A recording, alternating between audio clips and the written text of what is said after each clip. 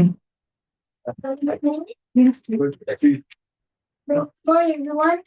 My name is Ima. I'm a lecturer at the Department of Physical Science and Sociology, and I'll be your moderator today. So, I have the honor of hosting the first ever Anthropology Talk here. And we have our youngest chair, Dr. Rizwan Khaisar, and also our chair, our speaker and discussant, whom I'll introduce in a bit.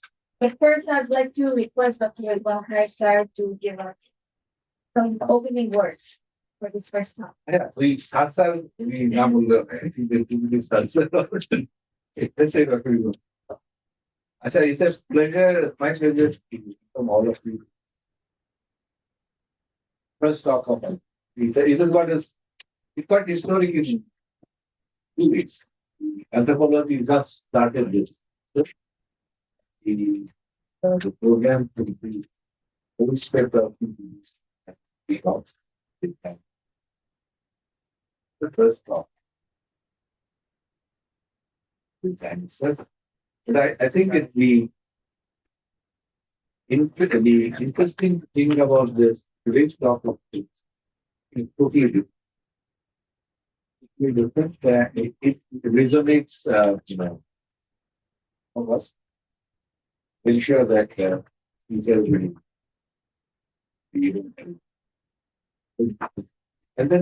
be and then I believe it's also the experience for the students that all the students and it's the whole idea is to not only give you experience in the science and but also opening up your experience with other faculty members someone involved. We can talk about practical things like creation of life. That note, that's welcome. I welcome all of you.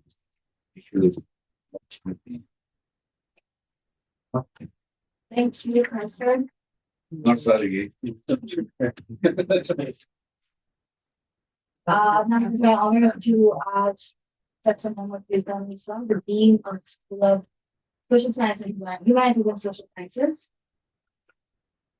Thank you. Assalamu alaikum and good morning. Our distinguished speaker, distinguished discussant, chair, PSS, my esteemed anthropology colleagues, and as I see Dr. Nadim, I think, some others from the other schools. So already I'm excited to really listen to the speaker's talk. I will not say too many things because I think the more I talk on the topic, the more I will just reveal my ignorance. But nonetheless, like our esteemed chair, I'd like to express my utmost gratitude to my anthropology colleagues for organizing such a talk. I would echo his speech that perhaps in an academic sense, this is a landmark for our new program. And I was really pleasantly surprised to receive an email, I think at around 9:30 so evening that somebody wanted to join. So that shows how enthusiastic our students are about this topic. And that also shows how successful colleagues like Guru Bhai, Dr. Bhai, and others, the colleagues from the anthropology stream, they are in popularizing their subject. Although maybe popularity and academia sometimes have a complex relationship, but they seem to have been successful in garnering sufficient interest in the topic. Now, as I have already sort of implied my influence on the topic, and I haven't read the paper, I haven't read the abstract, so it will be very way off the mark. But nonetheless, if we ask how we conduct our day-to-day activities when it comes to our calendar, what kind of calendar do we follow? If we talk about even 21st February, we rarely say Ati Falgun. We would rather say 21st February, although maybe it would have been or it should have been the other. Again, when it comes to some of our religious practices, Eid and other festivals, you go to physically.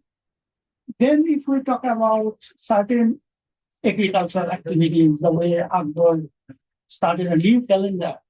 That also tells us something about how calendar has something more to it than apparently be clear.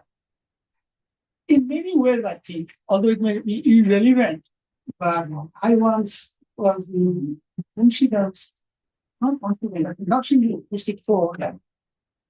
I was talking to a colleague, and he was telling me that if he doesn't wear the black coat, he doesn't feel like a Jat. So I was very surprised that in real hot summer, how can we in the right frame of mind without the air conditioning? Jats would like to run these places that would actually be very suitable for winter, not for hot summer in Northern. Why do I bring that in? I think in many ways, colonial practices, colonial culture is embedded in our culture. Knowingly or unknowingly, we follow them, and sometimes we don't even realize that we are following that. That is so ingrained in us. So I'm sure this will be a very organized for the learning from it, and I sincerely apologize for being led by 4 minutes. That's not something I do too often. There was something serious, so I had to eat into that. I sincerely apologize to all of you also that maybe I'll not be here for the full duration. I have another commitment, so maybe I'll miss part of the research discussion. But be sure this is an excellent session. Thank you.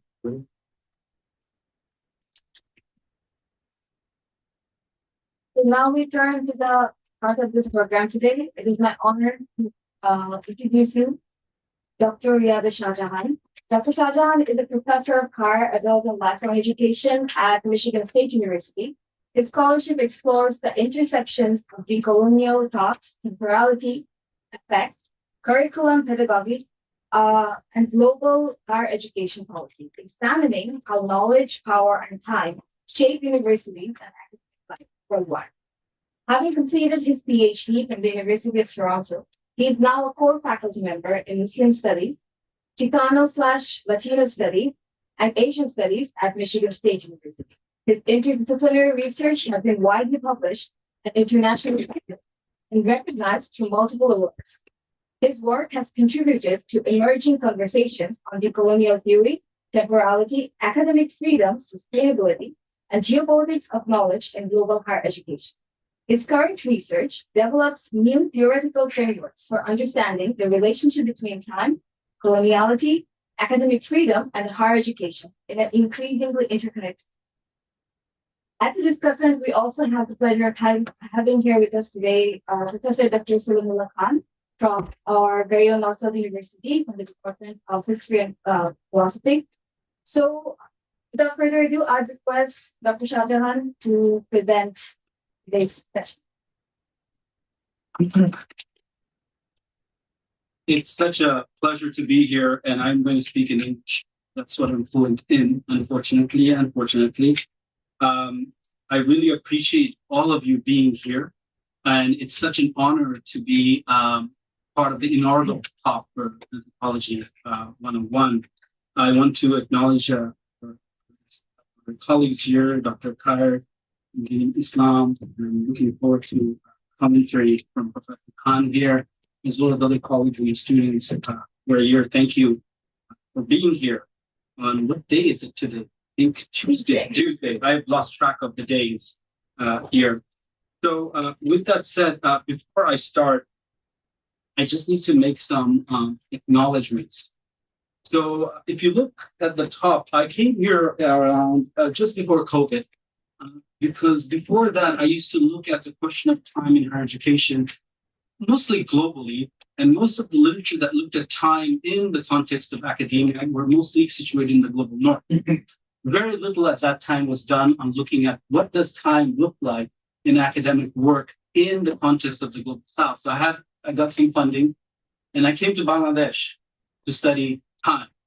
And at that time, I asked my colleague to let me know how I can recruit some graduate students or students to help me work on this topic. And at that time, there were 2 students that were recommended to me from University of Talk. One is sitting right here, Emma Tasneem, and the other is Nishargo Niloy. Niloy is here. These two students were instrumental in terms of collecting the literature, the data, and helping me understand what was happening. And we were very fortunate. We got talks invited in many parts of the world to share our findings of what does it look like, time in academic life in a global South context, particularly in an urban context. And I just put one poster that was done in South Africa. We did it in Oxford, Sussex, many other places. And every time I did a talk, everyone was so impressed by the way our Bangladeshi students were presenting in those talks. They were very, very impressed. And one of them is right now. I'm so happy to see Emma here. With that said, when we published that piece that came out in Time and Society, that article showed my escapes, because we felt like the concepts that were used to understand time in academic life from the global north did not make sense or was missing something. So we had to come up with a concept, and we came up with this hybrid concept from escapes. And that piece won an award. And I'm sharing this because we could have not achieved that without the number of people, as well as Emma and others, who were part of that project and who contributed to that piece. So I wanted to acknowledge Emma, and thanks, Emma. And you have a lovely gem in your faculty, having Emma here. The other person I want to acknowledge is my colleague. I call her my sister colleague, Dr. Kirsten Edwards, who's a professor and chair at Florida International University, who is a co-author of the book that what I'm presenting today is from a forthcoming book that's coming out next spring in 2027, where we co-authored a book called What Time? Revealing a Chronopolitics of Being, which will come out next spring with University of Minnesota Press. And so today what I'm going to do is share one chapter from that book. The chapter is entitled Clock Time is White Time. Now, before I get into the nitty-gritty, I want to kind of define what I mean by clock time versus white time. Now, by clock time, I'm not referring to clocks in itself. I'm talking to the kind of temporal regime, the way we understand and make sense of time in relation to timekeeping instruments that we use. One is the Gregorian calendar, and the other is the Western mechanical clock. Clocks were everywhere. But the one I'm referring to today, when I say clock time, I'm referring to the Western mechanical clock as well as the Gregorian calendar that has been instrumentalized and universalized for us to understand time day to day. When I'm referring to white time, I'm referring to the manifestation as well as the derivative of clock time is white time. White time is the racial, ideological, and political embodiment of time. Okay, so those are two different things. One is just clock time in terms of connected to questions of the mechanical clock as well as Gregorian calendar. The other is the racialized social power that's attached to it. Okay, so many of you, when you think of clock time, are referring to, like, as I was listening to many of our colleagues here talking about academic calendar, I heard about meetings, I heard about, whether I could come on time, 34 minutes late. We talk about schedules. I mean, these are the usual markers of time, deadlines, punctuality. One big controversy that happened here in Bangladesh in 2009 was the whole thing about daylight saving time. This is not just something Bangladesh, by the way, things I'm talking about is available in other parts of the world too. Office market hours, recently there's still been a controversy of whether the market should close at 10 p.m. or 7 p.m., right? All these are markers of clock time that are very prevalent for something that's visible to us. But clock time is very invisible in many other aspects. One is, many of you are probably familiar with GPS, right? GPS is actually satellites sending time signals to your phones that then reconfigure and tell you where you are. So they're basically a temporal infrastructure. You talk about schedules and planes as they're flying, missiles are shot, they're all navigated by questions of clock. When you look at the stock markets, everything is based on time stamps in microseconds when you're doing transactions. That's also clock. Many of you, I'm assuming, orders from Food Panda become very familiar now with Food Panda. You probably see the time things that they tell you how long to expect. And then, of course, all the digital computers that you're using. are all run by clocks within your system. The clocks, while they might be visible, they're also very invisible, but part of our every daily life. Okay? So what I want to talk about today is, where does this universal standard and homogeneous measurement of time come from? You know, when we think of time, we often equate it with clocks. Right? We often, when we say quota budget, quota is a very interesting word because you're basically saying counting, right? How many, how much. So where does this universal standard and homogeneous measurement of time come from? But more importantly, how did it spread everywhere? And that's what I'm going to try to kind of answer today through my talk. So interestingly, clocks come from the German word Glock, or the Flemish word Glock. Okay? And interestingly, what that refers to are bells. So Glock comes from the word bell, bell timers. Why bells?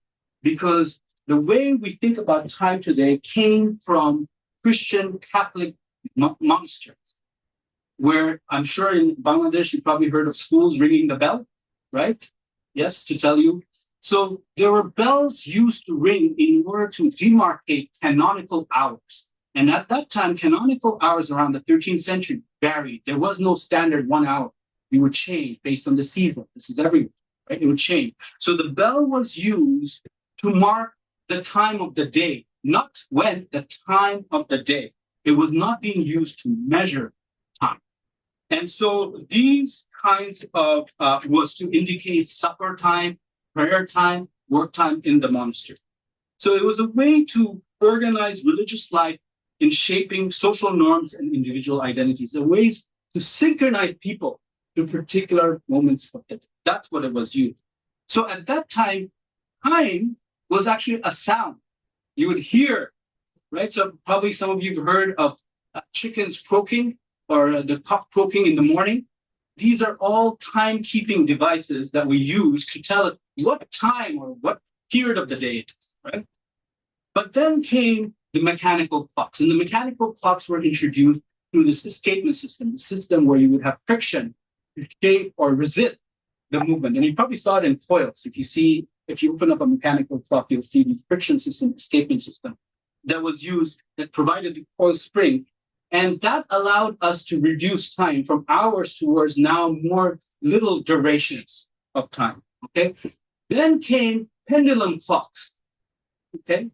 Pendulum clocks. The pendulum clocks allowed the time to become even more fragmented and it become smaller. So what I'm trying to say here is, over the world, there were always clocks. There was water clocks, antelope, sand, candlelight clocks. All of them were often tied to some kind of natural event. They were always tied to the solar, the moon, some ecological movements. They were always tied to something tied to ecology. But with mechanical clocks, time became more and more abstract. It became disembodied. It became more standardized. Okay? And so this was one aspect of it. The other aspect of it is then time, this mechanical clocks coming from Christian missionaries, then moved to the European society. So we probably saw movies where they have big clock towers, right? Because they were means to synchronize people. So you had the big clocks that kind of synchronize, or first it started with bells, then it became these clocks. Now you see them all, even in Dhaka, you see these big clocks, right? So they were meant to, so it became from sonic sound to visual. You could start seeing the clock, and there was a way to regulate the market and so forth. So it moved from monasteries to the greater public. But as these pendulum clocks came, I see many of you wearing watches. So suddenly clocks became tiny. And as it became tinier, then the language of punctuality started coming in. Because no longer can you see time, you're wearing time. So I don't know how many of you wearing jeans right now. If you wear jeans, you'll see that there's a little pocket in your jeans. Those were put for clocks, miniature clocks to be placed. So then once you start to own clocks, you're then expected to be punctual. right? No longer are you looking at a social thing, you're looking at that, okay? But with that came a lot of Christian faiths. The Anglo-Christian faith adopted this. First, it was in the Catholic monasteries, but particularly Methodism and Calvinism, started to really adopt the notions of time as something that has to be productive. That you cannot waste your time. This is where the notion of wasting your time becomes a sin, or we look bad at it. Here we're starting to see with Christianity, no longer is it about measures of time, but morality starts to be injected. So now we feel guilty if we're wasting time, we're not coming on time, we're not all this. So there's a morality code that's attached to it. So time also, through this Christian embodiment, time becomes an arrow. In other words, time flows in one direction. Time is irrevocable.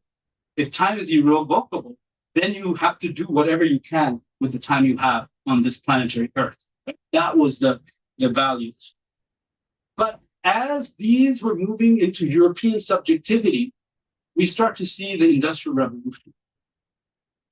In the Industrial Revolution, what happened as the industries, and we see this even in Dhaka today, as you see lots of garment factories, where are the workers coming from? Mostly from rural areas, right? So in Britain, as the rural workers were coming in, who were used to what we would call task-oriented time. In other words, you would focus on that. You wouldn't focus how long it took. You just did it for whatever it needed. So it shifted from this task-oriented time. And then as they started to work in these industries, then time started to discipline their labor. In other words, it moved away from task-oriented time to clock-oriented time. In other words, you were given a certain amount of time to produce so much. Does that sound familiar with garment factories today? Right? Okay. So it allowed this shift from task-oriented to clock-oriented time as people are being so industry became the pivotal place to socialize people in this so-called time discipline. We hear the word discipline, right? Discipline night, right? That's very much tied to the discipline that they were trying to do with labor in the Industrial Revolution. So in other words, also there came Taylor in America who introduced stopwatches, stopwatches in order to regulate people's labor, right? You start to enter conveyor belts. And by the way, during the Industrial Revolution, right now, everyone's going crazy about AI, right? And you're like, oh, who's the AI engineers? During the Industrial Revolution, the most experienced or most valued engineers were people who work with clocks, because clocks were considered to be the epitome of the highest technology. So wherever industry was, clockmakers were asked, because the machinery of clocks are so intricate that they could easily solve the problems of larger mechanical industry. So in other words, time engineers were not only the highest consultants, what we saw is the routinization of production. Routinization of production was also tied to the routinization of people by the clock. So we start with the Christian monasteries, move to European subjectivity, into now amplified through Industrial Revolution. But what also kind of helped to make clock time universal was Isaac Newton. Isaac Newton's notion of absolute time, in other words, time, the duration of time, is universal, irrespective of context, was very much embedded with the ideology of Industrial Revolution. And that's why today we think time is universal. And that was basically something that was rationalized through Newton's theories. So this is where the idea of, first I talked about this idea of time regulating people there, and at that time times were variable. As time shrunk, you got to see minutes and seconds. You then saw the moral code that is attached to time. Then you got the idea of time being used as not just a form of discipline, but time as a commodity, right? But then how that becomes universalized is through Newton's philosophy. So far, what I've been talking about is what I would call clock time, right? Everything I've said so far is clock time. Clock time then shifts.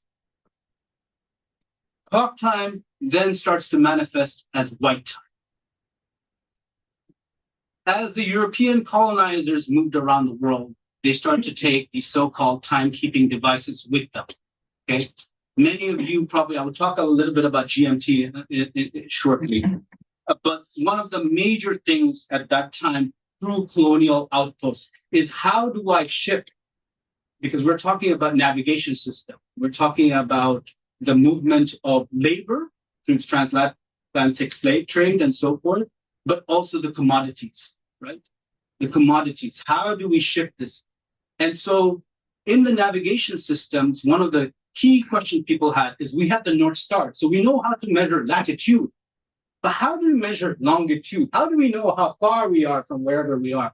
This is where the British government put 20,000 pounds at that time, which is probably like, I don't know, 18 millions of taka, in order to solve this longitudinal problem. And the longitudinal problem is, how can we develop a clock that will withstand the ship environment? In other words, water, the seasons, how? And that's when the chronometer was used. Now, interestingly, the first chronometer that was used by the ship captains of the East India Company.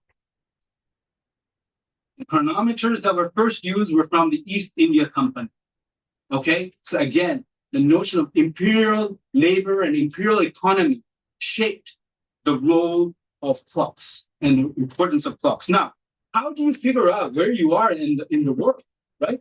So what they used to do, I don't know how many of you seen the Times Square drop ball, New York Times. You see in the New Year's they show this ball dropping. That is a replica of the ball that was used in Greenwich Observatory, so that the ships that were near Greenwich could align. So they would drop it at 1 o'clock.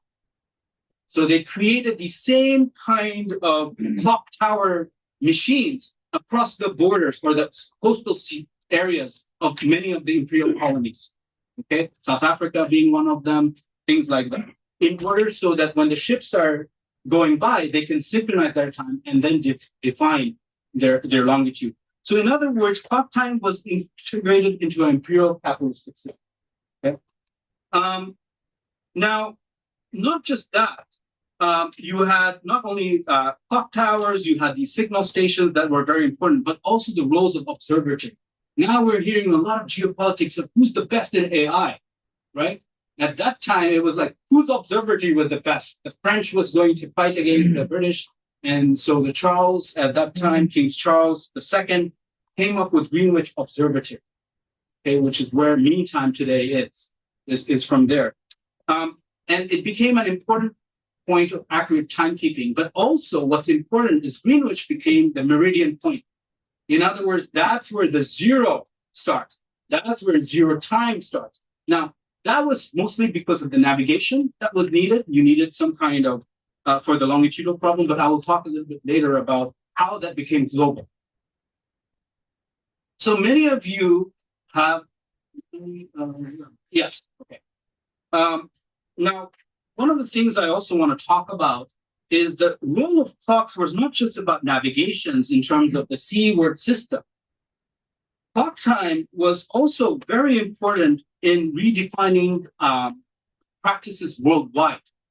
Many cultures and many communities around the world were always usually tied to the question of land or ecological cycles to tell the time of the day, not measurement time, but the time of the day, right?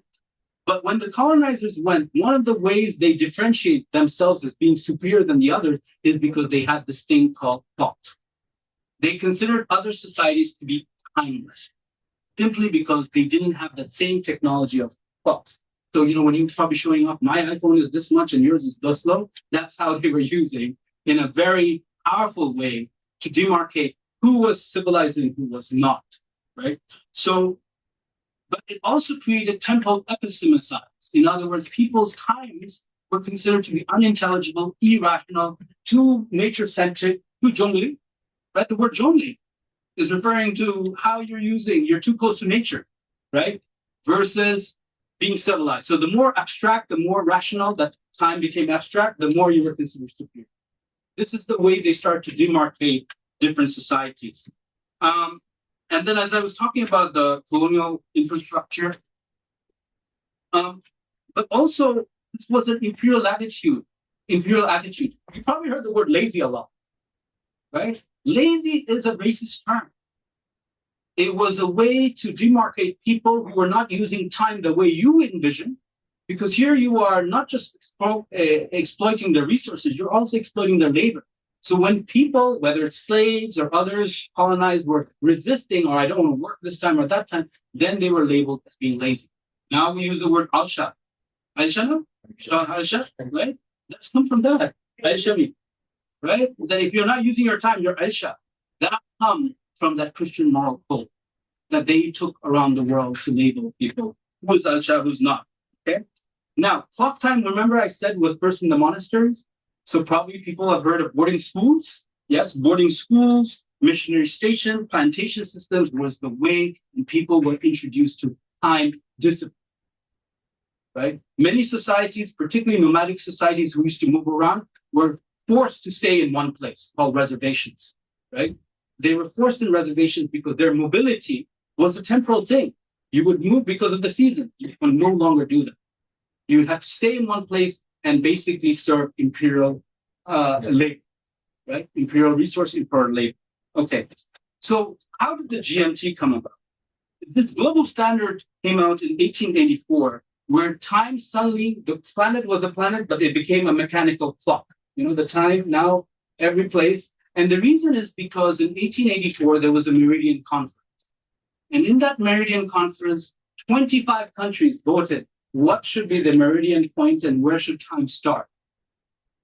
That was only 25 countries. And it was pushed by the railway companies of the United States.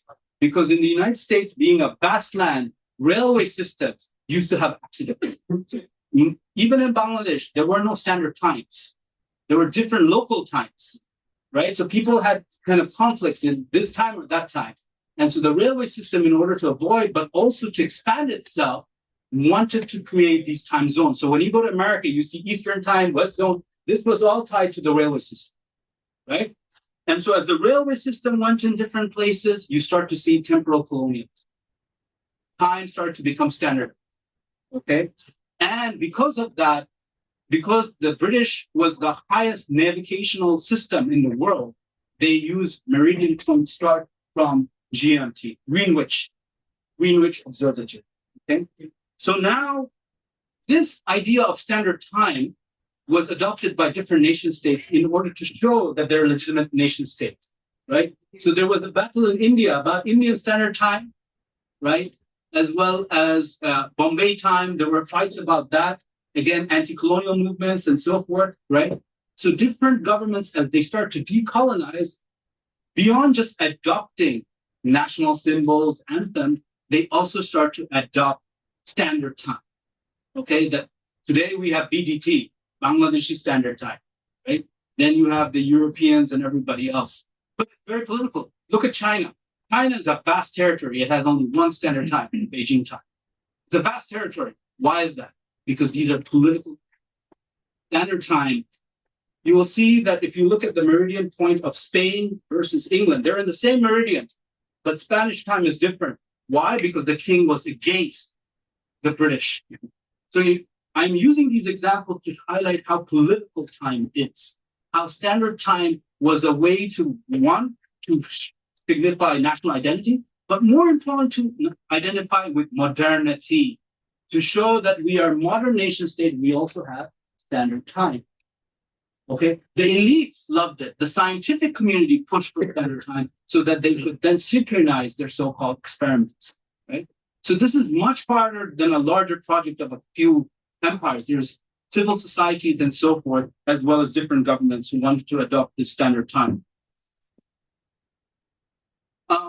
Now, clock time, the standard time that I talked about, all of these things became a symbol of progress and modernity. It was both borrowed and adopted by both colonized as well as non-Western society. Japan is not formally colonized by anybody, but they did adopt it. And probably now many of you hear about Japan's efficiency and speed, and we talk about how punctual their train systems are, all those things. This was part of the post-war occupation of America. This is not something that was there. It was adopted by industrialization and so forth. In order to evoke Japan's imperial power as modern nation, they start with standardized time throughout, okay? So it's embedded in nation state structures. Today we have artificial intelligence. See, I'm assuming everyone here uses some ChatGPT or something. None of that would run without computer time.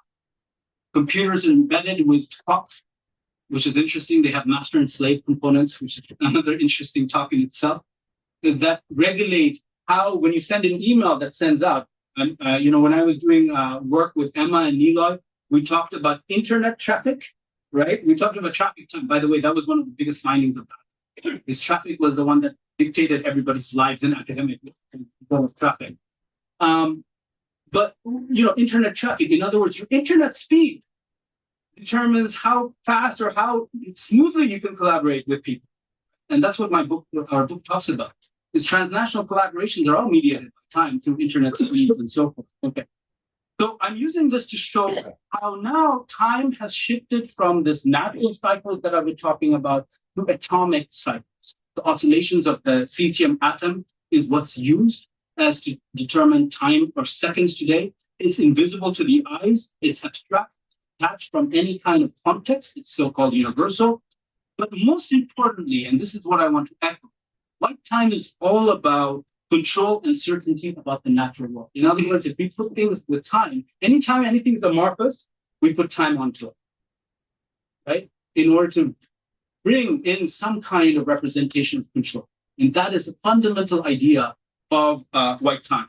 So now, today, time is determined in France.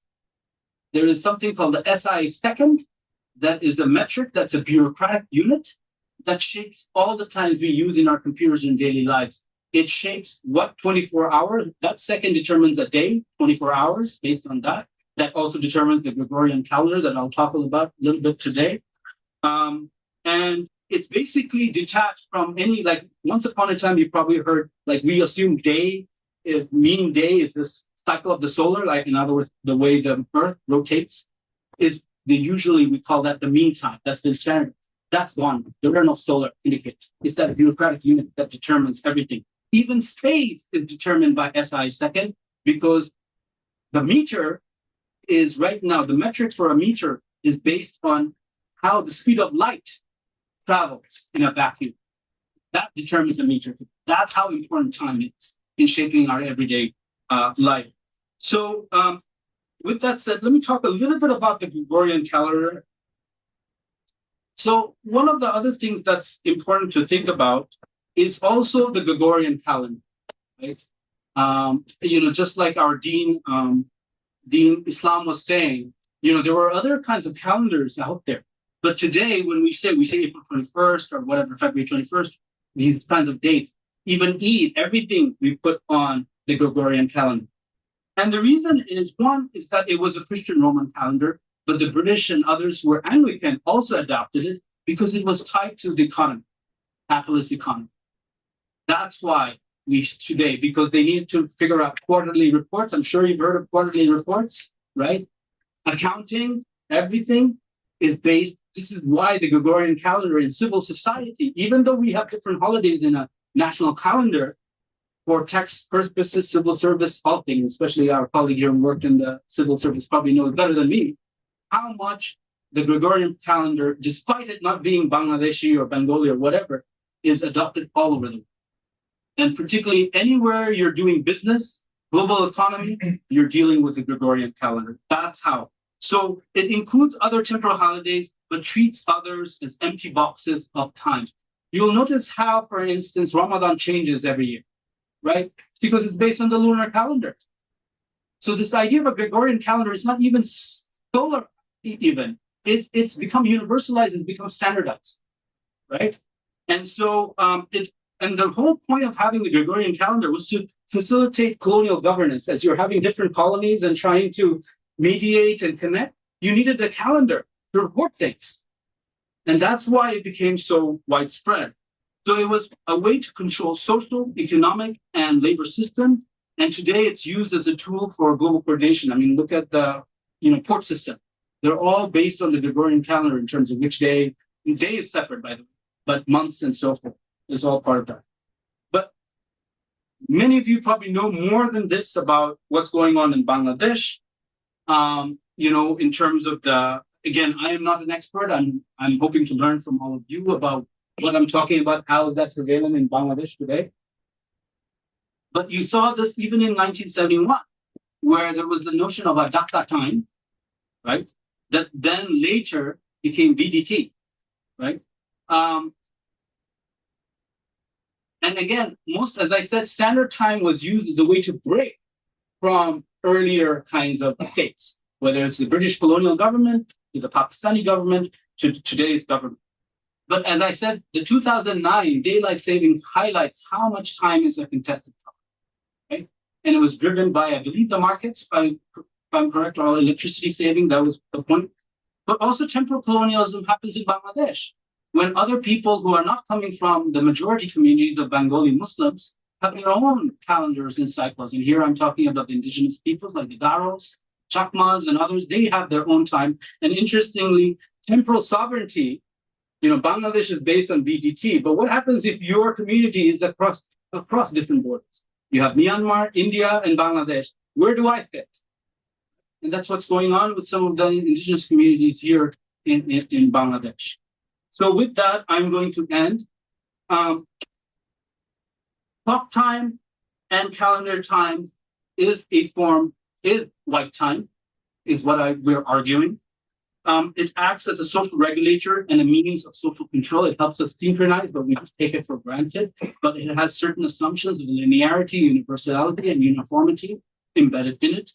It favors particular cultural and economic interests, but it creates a complex web of power. And with that, I'll end. Thank you.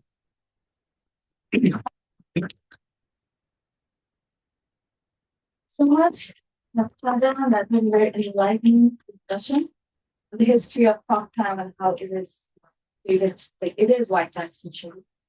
So with that said, I would like to request every time. We have saved 10 minutes. Yeah. Yeah, time is a commodity here. We begin a timely topic, a timely presentation. There is no escape from time. What I have decided instead is a little bit different. It is Dr. Batan is to be blamed if I have not chosen the right thing. He just requested me about half a week ago that I have to give a talk. So I'm currently doing a translation, French poet Charles Baudelaire's second book, which is called Le Spleen du Bar. Paris is spleen. So I have a here translation. I begin with this. This is about time. Do I need a mic? Oh, yeah. Okay. Thank you, sir. Am I audible now? Okay. So should I say good afternoon? From the yes, again time. Good afternoon, good morning, Suprabhat. So let me begin with a little poem. It's a poem in prose. The book is called Le Spleen du Paris. It was published, again I have to refer to time, in 1869, 2 years after the death of the poet. But most of the poems were published in his lifetime. That is in the 1860s. And he's a contemporary of Karl Marx, if you need an anthropological reference. I'm not sure if you would accept Marx as an anthropologist, but he was studying books on ethnology at the later part. So anyway, Baudelaire died in 1867, the year Marx's Capital was published. Probably you all remember Marx referred to the method of payment in modern industry. There are two kinds of rates, piece rates and time rates. How many shirts a garment worker produces per day is a piece rate. But universal form is now how many hours you are working, your payment you need. Our salaries, for example, some of us are paid monthly, some of us are paid daily in this university. Many of the workers working here for 10 years are paid on daily basis. So this is a time rate. I don't know whether there's any piece rate in this university, but in other places there are. So yeah, so time is essence, as we say, time is of essence. But how do we measure time and how we conceive time? That's a different story. Baudelaire was a super poet, in my opinion. That's my view only. You don't have to agree.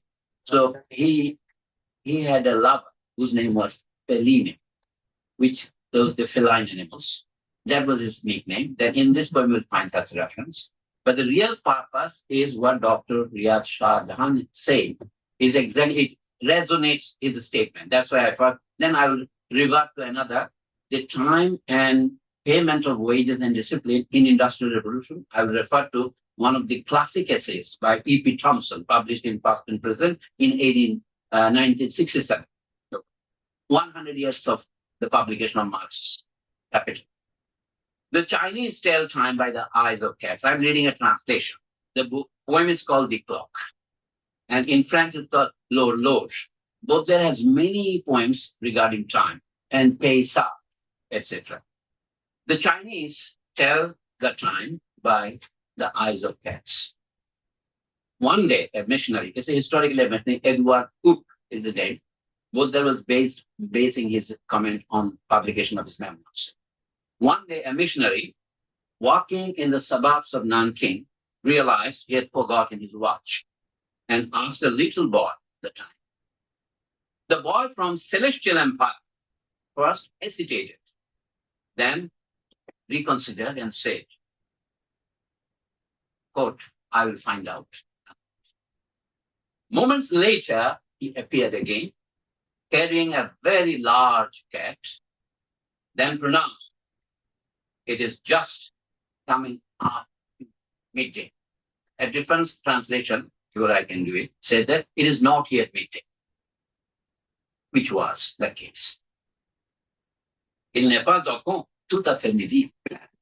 C'est qui était vrai in French.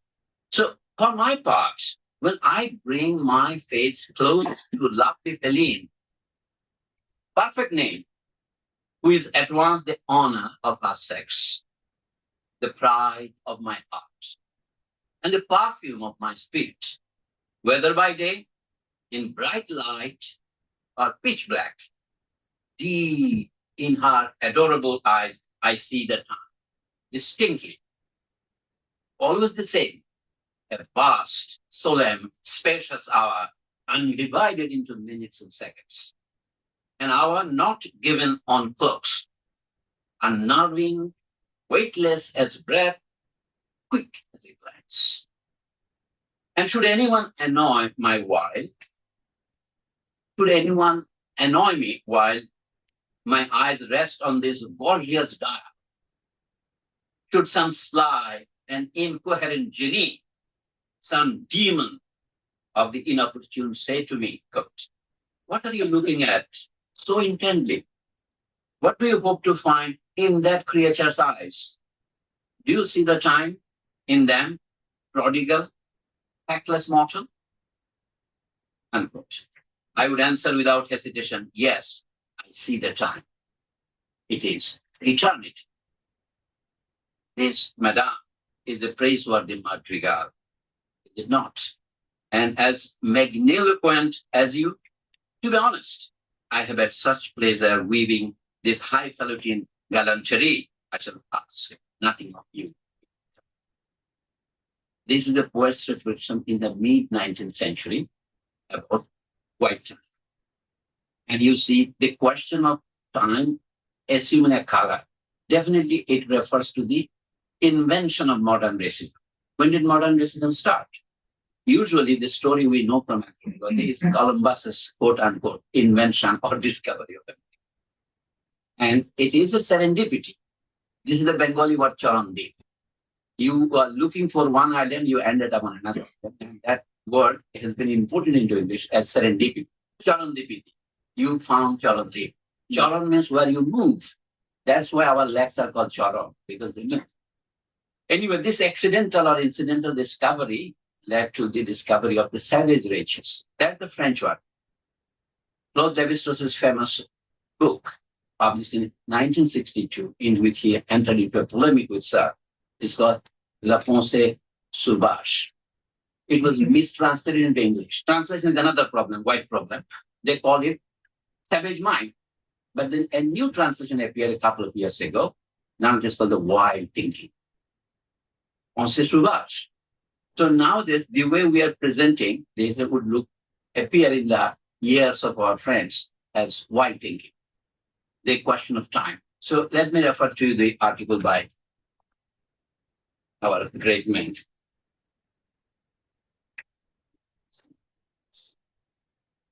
This is a classic article.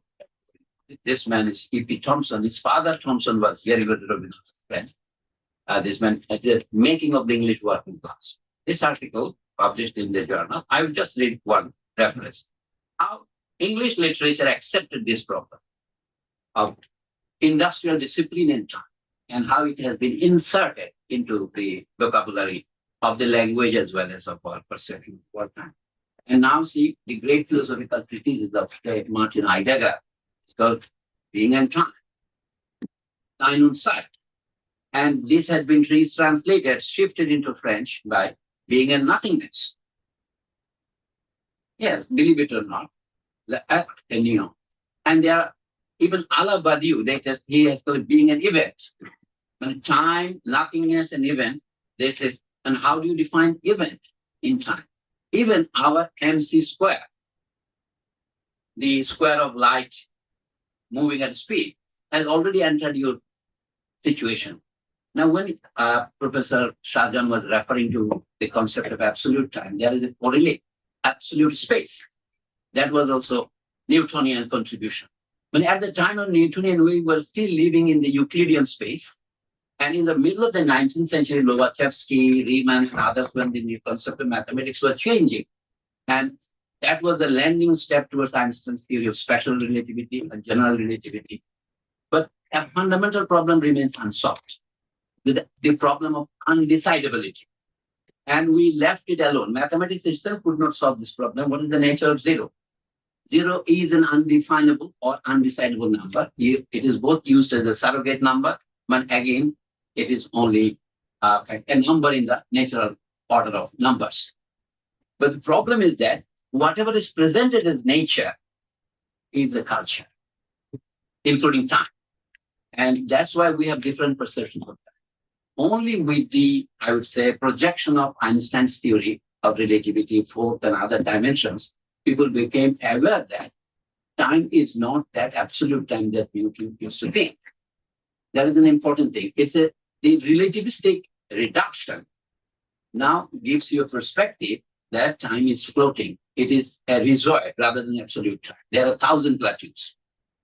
And this is its political implications. With the movement of decolonization or people's aspiration for freedom, where is it coming from? In the beginning, when people were supposedly living in early nomadic societies, people still did not invent magic because they had to leave their buried dead and move to another place. When it was stopped, people started sedentary agriculture or sedentary living and then invention of agriculture, domestic animals. Then the concept of time began to change a little. So there are different cultural traditions, but why we should call it white time? That is the question. We have to be specific about. I see when I read your article published 2 or 3 years ago, that I found that there was no reference, surprisingly rather for me, to Frantz Fanon, who published in 1952 that famous book, Black Skin, White Mask. We are all wearing white masks of necessity or out of compulsion. But he explained the origin of what I'm explaining is this. Professor Shahjahan is presenting a critique of the origin of clock time and its conversion into white time. But what I would like to emphasize is on this Chinese board. Our reception. Why is a French missionary is roaming on the streets of Nanking? That has to be taken into account. China was famously characterized as a semi-colony. It was not yet fully colonized. But the concessions Europeans were demanding from China after the war is that these southern cities, including Hong Kong, all of them will be. And the famous rape of Nanking, during the war. So the problem is, here is Professor E.P. Thompson speaking. It is a problem which the peoples of the developing world must live through and grow through. One hopes that they will be wary of bad manipulative models which present the working masses only as an inert labor. I think white time is already embodied in this body. Why we're all speaking and thinking in English? Why the quality of our education is so bad that our students do not involve themselves in creative thinking? When you live on borrowed time, time has become an arrow, but our time used to be cyclical time.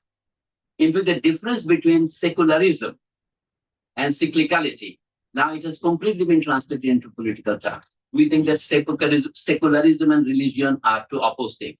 But religion itself is a secularity. Secular in the beginning used to refer to non-cyclical. The concept of time, even the paleontologist Stephen Jay Gould published a book at the end of his life called Time as Arrow, and Time as Cycles. Cyclical times and arrow times. This concept is always here. Our life is a natural cycle.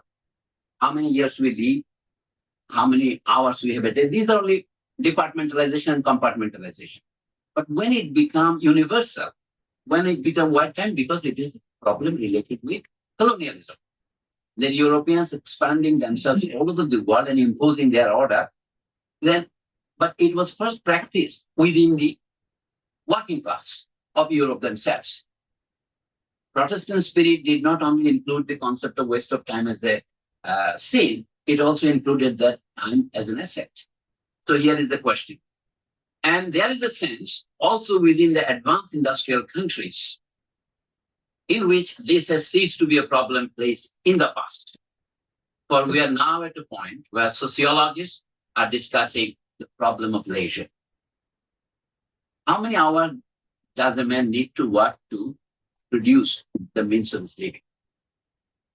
Aristotle famously said that all culture rests on leisure. But the utopia Karl Marx was presenting is that people do not have to work 16 hours or 20 hours a day. In Karl Marx's Capital, with which I began my presentation as a reference point, there were 20-hour working time.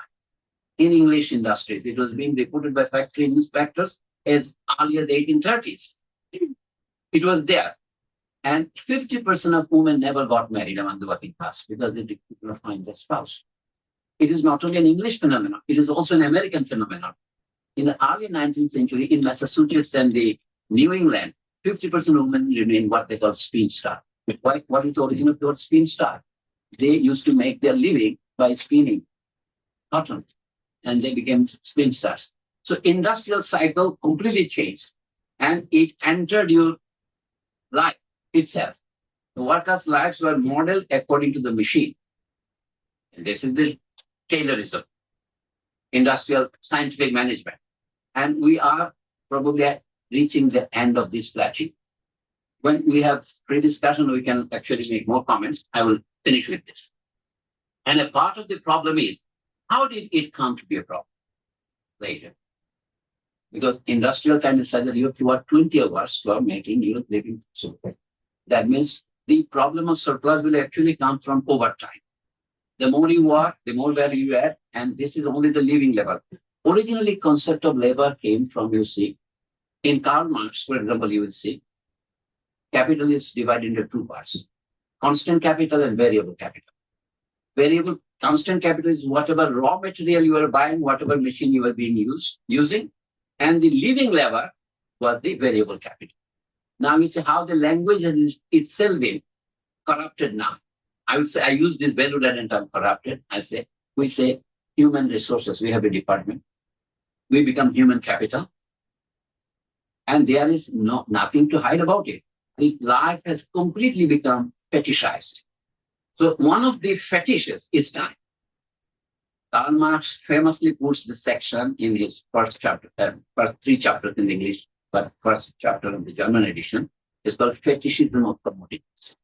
It is commodity that has become the object of worship, not your life. You do not live, but your life is not dependent on food. You are dependent on food now. Here is the story. Puritanism. Why the question is Anglo-Christian or the movement, what is comparable to what you might call Wahhabi movement in Saudi Arabia in the 18th century. This is an earlier version, Puritanism. Another conversion has taken place, even in Marx's historiography. Very interesting. When the revolution itself was taking place in England, in 1642 to 1649, when King was beheaded, this was known as Puritan Revolution. Later on, Marxists have secularized it. They call it the English Revolution. And the more radical ones call it the Bourgeois Revolution. The same event has changed its name again and again, depending on who is the subject.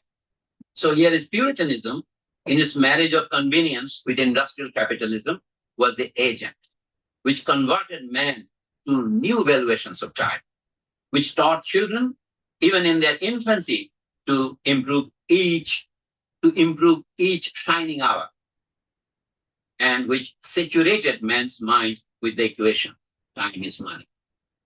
I think I will stop here and let's open the floor for discussion. Thank you. Thank you so much. So now we'll open the floor for some questions. I see Shahjahan sir. Grateful. Yes. Yeah.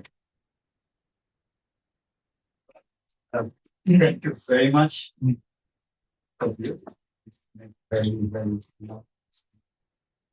two different aspects. One is white time, one is capital. E.P. Thompson was asked, the whole essay was based on proof and with the capital. It was actually exploiting the task space and it was a task space before industrial revolution, right? When you finish the task, when you get the task, you finish the task. And then it has become the time bound after the industrial revolution. So when we say white time, now, are we kind of subsiding the class issues here?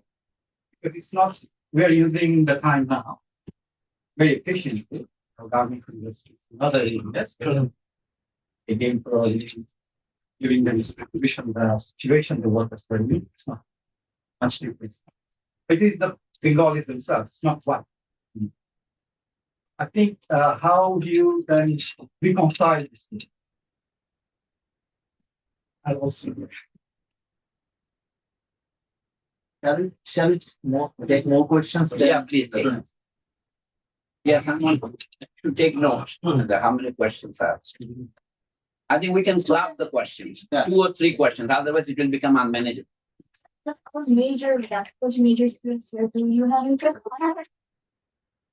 Anyway, if you are not, comfortable in English, you can even ask in Bangla because our speaker can even. আপনারা যদি কেউ বাংলায় বলতে চান student specially for the student they are the front back অনলাইনে একটা question আছে এদিকে আচ্ছা স্টুডেন্টদের কাছে যারা দেখুন আমরা হাইসার কোশ্চেনটা করতে পারি আর অনলাইনে যিনি আছেন আমাকে ভাই ক্যান হি হিয়ার আস তাহলে হচ্ছে could you ask already question দিয়েছে ওকে সো হাইসা আপনি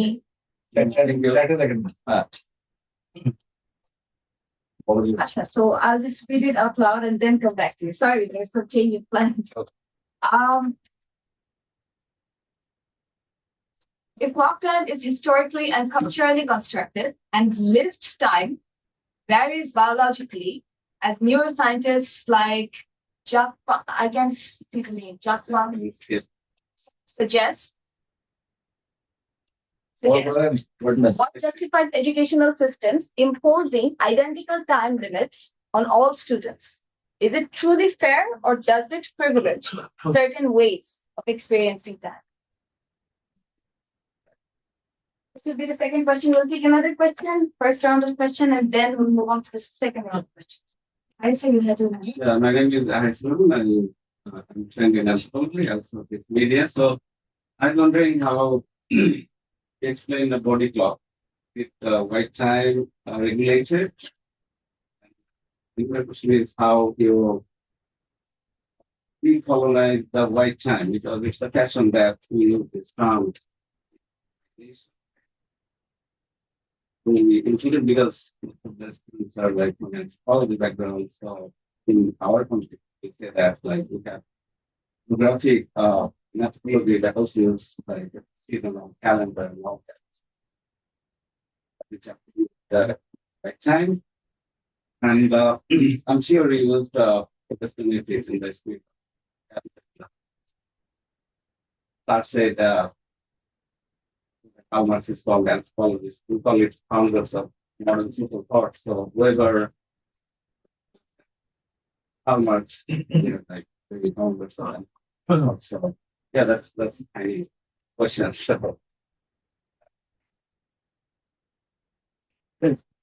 So, sorry if I kind of plagiarize or interpret your question differently. But what I heard from you asking is when you talked about task-oriented time versus the time-oriented time in the Industrial Revolution, it's more about class basis. Is it really white time? Does that capture what you're saying? That was a historical process. Okay. There was the missionary that is take the charge. Right. Responsible. So this is where I have issues with Eurocentric thinkers because they are devoid of thinking about race. So when people talk about Marx and others don't really talk. They justify racism. The way they kind of collaborated in terms of demarcating different populations as being developed or not reaching the stage of capital and so forth. So that's number one. But number two, I don't know if when Dr. Khan read my paper on whiteness as futurity, we don't talk about capitalism.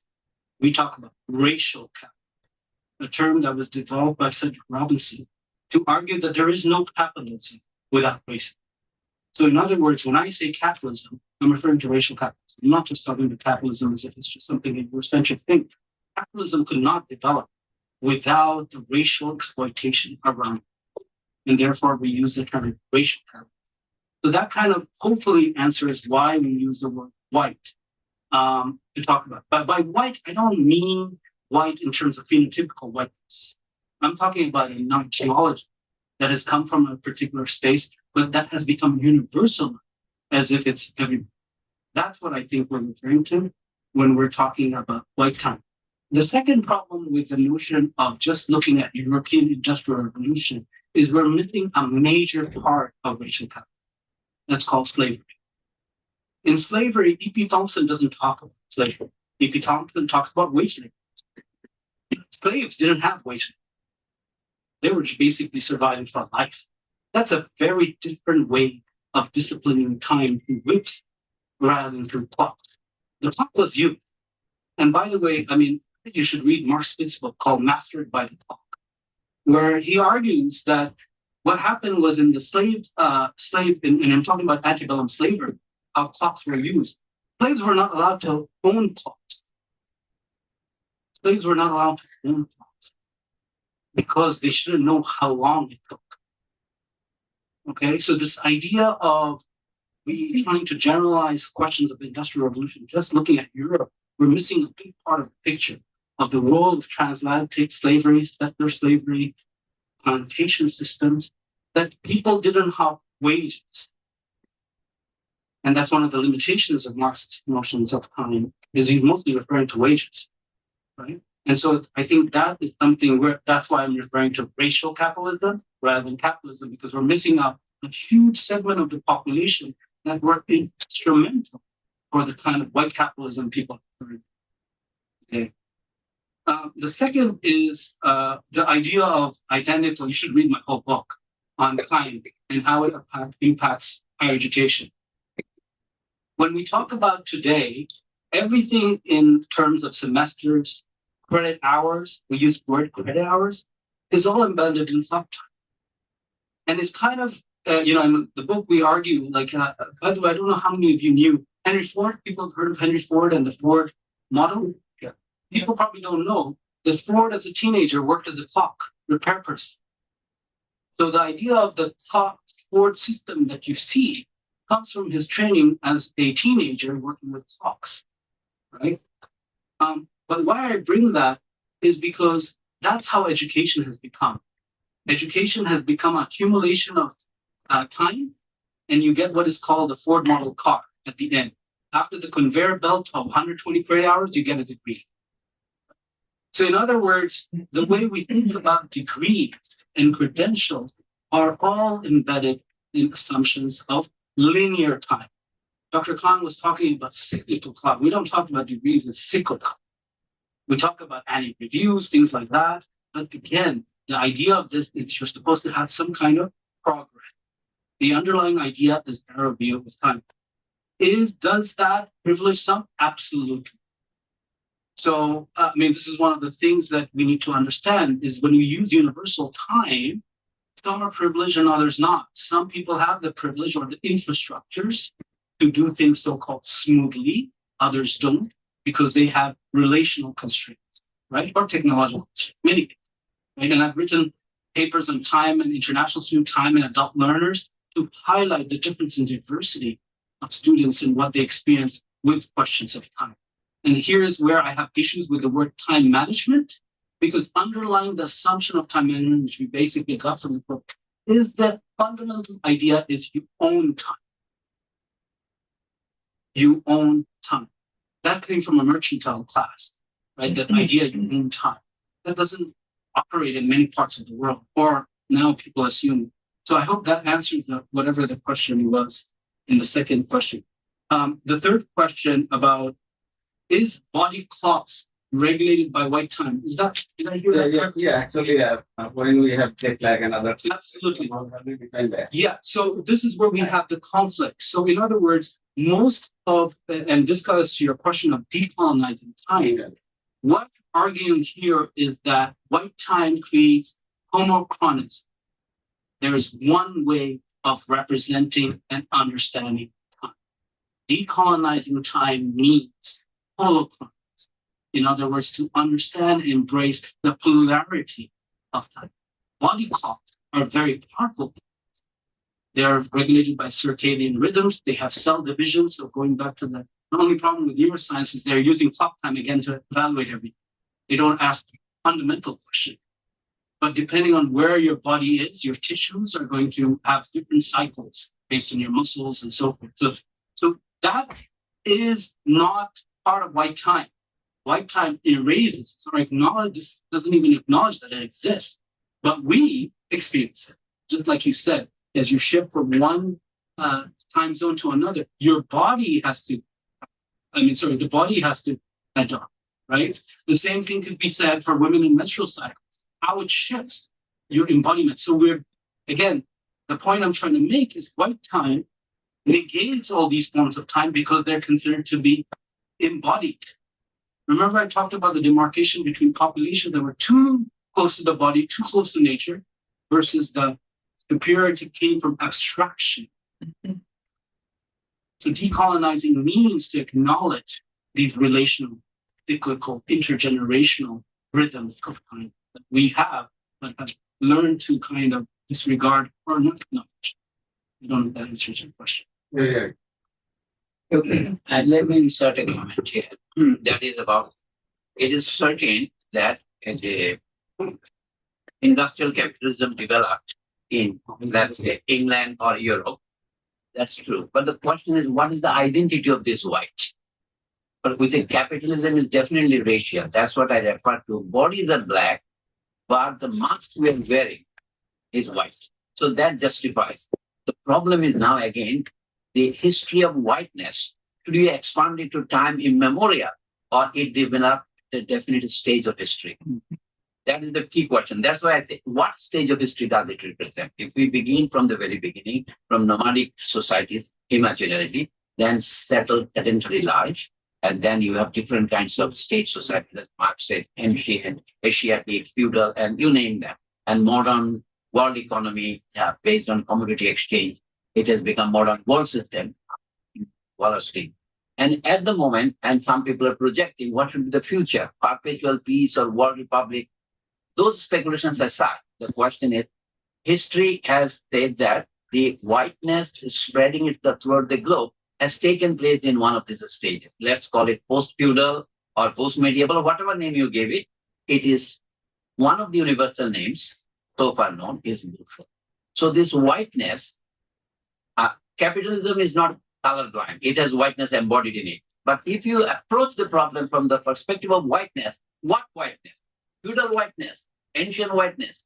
For example, Edward Said unfortunately argues that from the very beginning with Greek civilization, he distinguishes between Oriental and Occidental.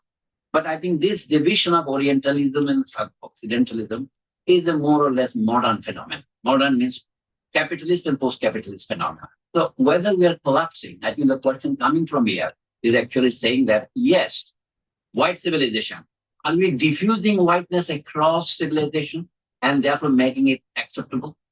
That is the question. For example, the language question comes here. What is English? So we are all white. Why are we speaking here in English?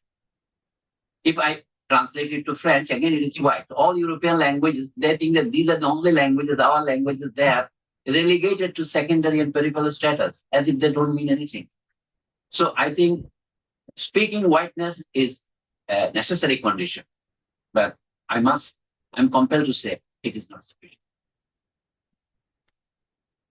Okay, with that, we open the floor for a second set of questions. If anyone has them. So, Go ahead. No, I'm an engineer, and ironically, at 2:40 I have to go and teach a class on kinetics and rates of reaction. So, in this chain of thought, do we engineers get a pass? Otherwise, how do we function? okay, with that second question. So, I really enjoyed your talk. It was kind of eye-opening for me. The way you frame seems like the time is kind of white man's thing. It's colonial, it's a very imperial. But my question is, do you find any gender element in the time? The book that's coming out soon, does it have any chapter on gender and how time is, kind of impacting on women? any other questions? If not, then So talking to an engineer, it would be a very hard answer. But I think you're raising a philosophical question about the nature of reality. And engineers assume a particular reality, that a reality that can be named, but more importantly, attained. And time plays a major role in terms of making sense of not understanding it, but attaining it. So when we think about, we talk about relativity, this is where, to some extent, in Newtonian mechanics still is, I would say, argue in no social sciences, we're still stuck in causality, right? Even though we say we've moved and so forth, we're still stuck in a Newtonian mechanics. And I think, as Dr. Khan was raising, is that Einstein really introduced the idea of space-time. That really challenges the notion of a universal time that underlies many of the causal relationships that engineering, and again, I don't know my own reading of science, that space-time complicates quite a bit. And so that's one. I think the question about whiteness does it have how it manifests is very much gendered, class, able-bodied, and that's a separate chapter. We have a whole chapter about how this white time operates in academia and how it has not just gender, but questions of ability, like the question about neurodivergence is very much about questions of time, right? If we think about eugenics was all about intelligence, but intelligence is all about speed. When we say someone's smart and someone's not, we're really talking about the speed in which they process, or the speed. When we say someone's brilliant, what we're talking about is the way they can compute or answer questions quickly. It's a very temporal thing, and neurodivergence challenges the notions of how brain works and so forth. So it has different rhythms and temporalities. So yes, indeed, we talk about how white time manifests or congregates. Can people hear me stuff? Congregates and shapes and shifts based on absolute. On the gender question, the poem I have read, and beside this, there are many other poems in both that where the question of time is embodied as a feminine. Eternity for him is feminine, and white time is the masculine time. But yes, but we don't have enough time to explain that.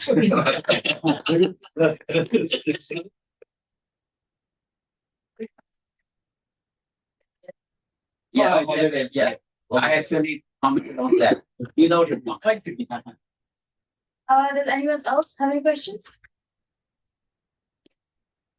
If not, we're going to wrap up. I myself have a question, but I will ask you that later on since we're out of time. Thank you so much, everyone, for being here. I know that our first batch of major students are here. And I know that you're learning linguistic anthropology this semester. I think you might find some interesting connotations about how white time or clock time found its way into our vocabulary and how that shapes our way of thinking. Yeah. So when you read that, like how vocabulary or language impacts thought, maybe that is something that you can relate to this talk. So I'm looking forward to that. Thank you so much, Piazza. It was a pleasure, like you said, like you from presenting and writing with you so many years ago, to inviting you to my own university, my workplace. That has been an honor. So thank you so much for making that and being here with us. With that said, give me the question. Yeah, can have a we quick have 7 minutes, so why don't you carry on? Sir, as anthropology student, when we go to do field work in rural or indigenous communities, how can we unlearn our own dependency on folk time so can truly understand their rhythm of life? I mean, I don't know how many of you have read John Fabian's. The very first. Yes. Okay. First semester. Yes, only maybe 2 weeks. So that will answer your question. Because he writes exactly about the question in terms of how anthropologies bring particular representations of time. And he talks about the pueblos, how certain communities, and we didn't even talk about this. Bangladesh, or I hear this word developing, according to whom? And that's exactly what Fabian raises. He talks about the ways in which certain societies are considered, a universal timeline or universal progress is used to then evaluate what society or what kinds of people are where, right? And he talks about how certain societies are rendered as being backward or developing, which we now use as if it's like a innocent thing to use, develop versus developing according to what. And so when it comes to unlearning, my suggestion, and this goes to what Dr. Khan is raising, language will constantly. It is only the ways many communities narrate time. They don't use the word time, by the way. They narrate time, and you have to talk in their language to understand the way they make sense of it. And time is underlying many communities because we talk about cycles of life and death that shape many rituals, many communal practices, and so forth. So I would say learning the language, but talking to people around just observing them will give you hopefully a sense, but also understanding you're still limited in what you will find. You are limited because you cannot understand all the nuances of lived and linguistic. I hope that answers you. I think a relevant point here is the first sentence, very first sentence of Franz Fanon's book, Black Skin, White March, begins with this sentence: I attach a fundamental importance to language. And second question, I would remind you from our own experience, the word Bengali word kal. What does kal mean? Time. But kal also means something that devours you. In Greek, it is chronos. And in our country, what is the goddess Kali? People think that because she is black. No, she's the goddess of time. Time devours everything. Time devours its own children, which was later translated during the French Revolution, that the revolution devours her own children. So revolution is time in that. The idea of revolution originally originates in revolution in time. Copernicus' book on the revolution of celestial bodies.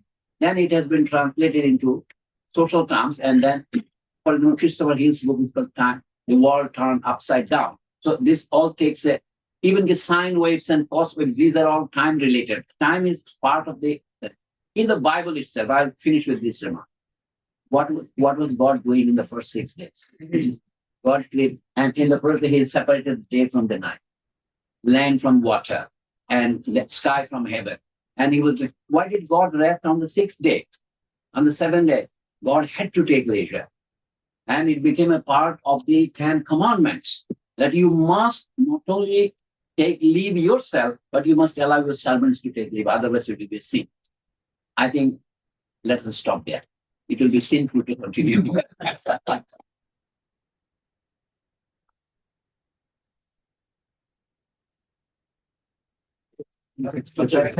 you. Very enlightening.